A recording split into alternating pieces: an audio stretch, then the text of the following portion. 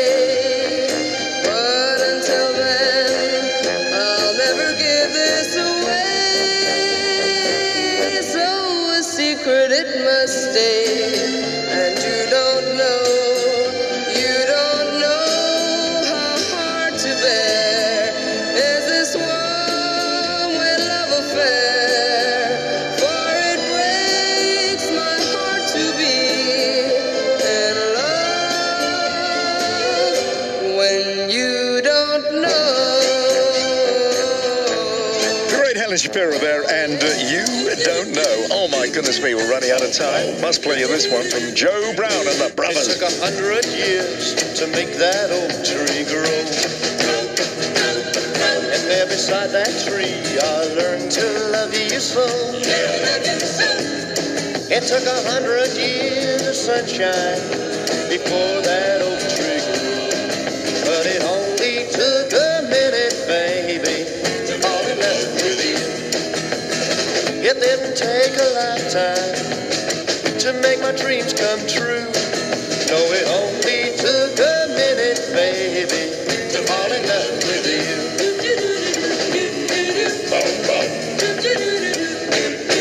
It took 1,000,000 stars to make that starlight shine. Shine, shine, shine. And underneath those stars one night I made you mine. Yeah, I made you mine. It took 1,000,000 stars twinkling to light that sky of blue. But it only took a minute, baby, to fall in love with you.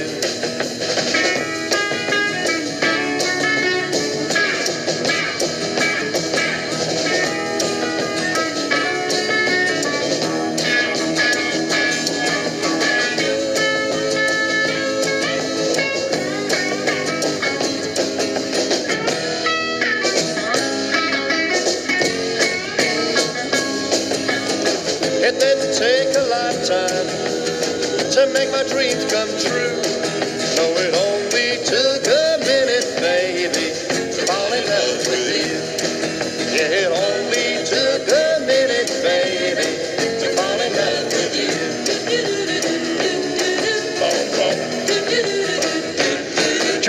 brothers, and it only took a minute. We've only got a couple of minutes left, actually, unfortunately.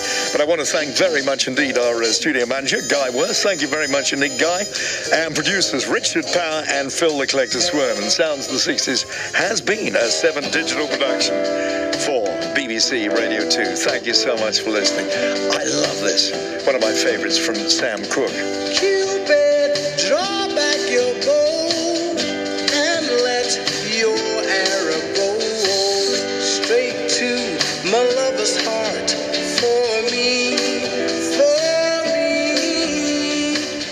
Cupid, please hear my cry and let your arrow fly straight to my lover's heart. For me. Now, I don't mean to bother you, but I'm in distress. There's danger of me losing all of my happiness. For I love a girl who doesn't know I exist, and this you can fix. So, Cupid, draw back your bow and let your arrow go straight to my lover's heart. For me, nobody but me. Cupid, please hear my cry and let your arrow fly straight to my lover's heart. For me.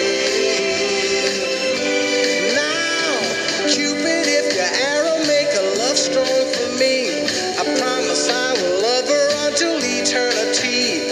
I know between the two of us, her heart we can steal.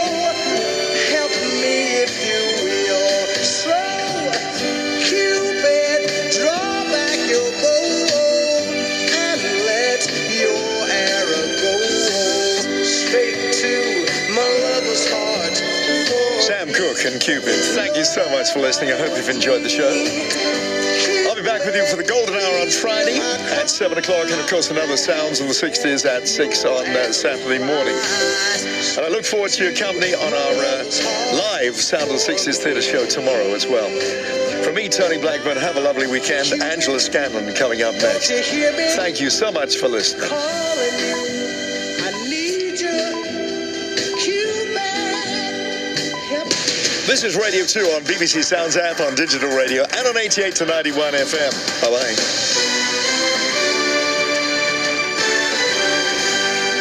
BBC News at 8 o'clock on Saturday, the 27th of July. Good morning, this is Erica Fisher. President Trump has said the US and the UK can reach a very substantial trade deal after Brexit. The Wales international footballer Gareth Bale is set to move to China on a deal worth £1 million a week. And there's a warning that vulnerable and elderly people could fall victim to fraud because of possible loopholes with the direct debit system.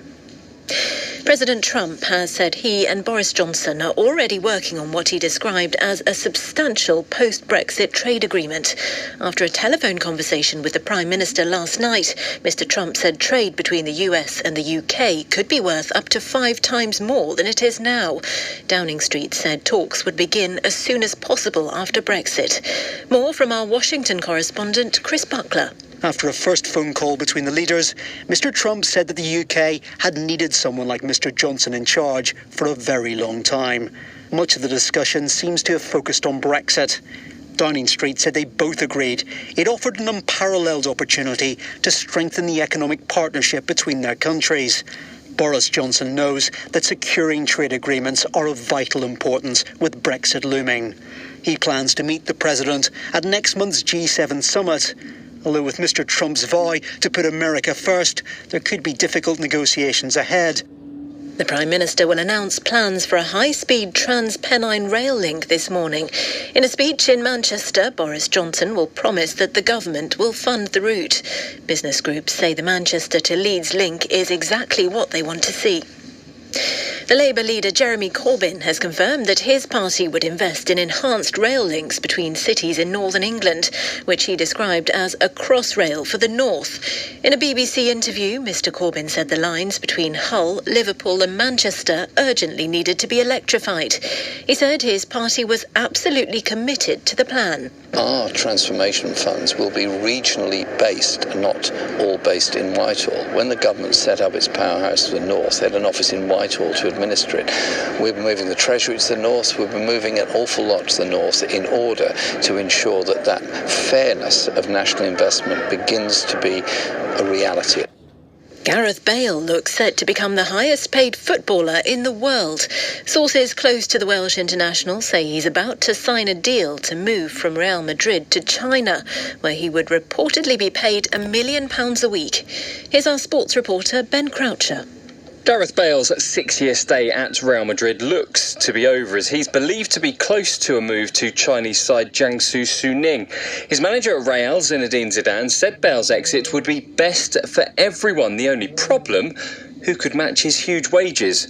Whilst the Chinese Super League may not be one of the best in the world, it is able to attract some of the best players, with large financial clout behind many of the teams. Bale's arrival would be a huge coup for the game in Asia, although it would represent a sporting step back for a player who's won 4 Champions Leagues during his time in Spain. Whilst nothing is yet finalised, a 3-year deal is said to be very close. Travellers will face more delays over the weekend due to problems caused by this week's hot weather. East Midlands Trains customers have been warned to expect a significantly reduced service to and from London due to repair work on damaged overhead line equipment. The charity Action on Elder Abuse says possible loopholes in the direct debit payment system means that elderly and vulnerable people are at risk of fraud. A BBC investigation found that one victim had more than £14,000 taken from her account via direct debit while she was in a nursing home with dementia. Dan Whitworth reports. In this case, the victim's daughter found out what had happened only after her mother had died.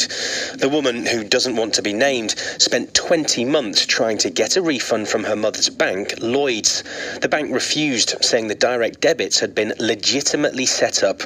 After Moneybox stepped in, Lloyds opened a fresh investigation and has now refunded all the money. Bax, the organisation which runs the direct debit system, says if customers experience any kind of problem, they're always entitled to a full refund. A balcony and a staircase have collapsed at a nightclub in the South Korean city of Gwangju, killing 2 people. At least 17 were injured, 9 of them competitors in the World Swimming Championships being held in Gwangju. The injured athletes are from the US, New Zealand, the Netherlands, Italy and Brazil. The 2 people killed are understood to be South Koreans. And the weather, a wet day in northern and eastern areas of the UK with spells of rain, some heavy and thundery. It'll be dry in the northeast and the southwest of the UK. Top temperatures ranging from 17 to 20 Celsius in the north of the country, 20 to 23 in the south. And that's the BBC News at 8:05. Thank you very much, Erica. Now, Saturday Breakfast with Angela Scanlon.